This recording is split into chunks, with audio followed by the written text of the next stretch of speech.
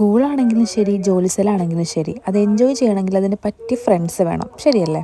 എന്തോ ദൈവഭാഗ്യം കൊണ്ട് സ്കൂളിലാണെങ്കിലും ശരി, ജോലി ചെയ്യുന്ന സ്ഥലത്താണെങ്കിലും ശരി, എൻ്റെ വൈബിനനുസരിച്ചുള്ള കുറച്ച് ആൾക്കാരെ തന്ന് ദൈവം എന്നെ അനുഗ്രഹിച്ചിട്ടുണ്ട് കേട്ടോ. ഇന്ന് സാറ്റർഡേ ആണ് കേട്ടോ. എല്ലാവരും ഒരു വീക്കെൻഡ് മൂഡിലാണ് ഇന്ന് പുറത്തുനിന്ന് ഫുഡ് വാങ്ങാന്നുള്ള കാര്യം ഒരാഴ്ച മുന്നേ പ്ലാനിലുണ്ട് കേട്ടോ.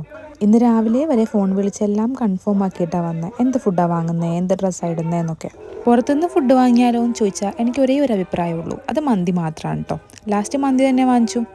3 പേർക്കും കൂടി ഹാഫാണ് കേട്ടോ വാങ്ങിയത്. തികയോ എന്നൊരു സംശയമായിരുന്നു.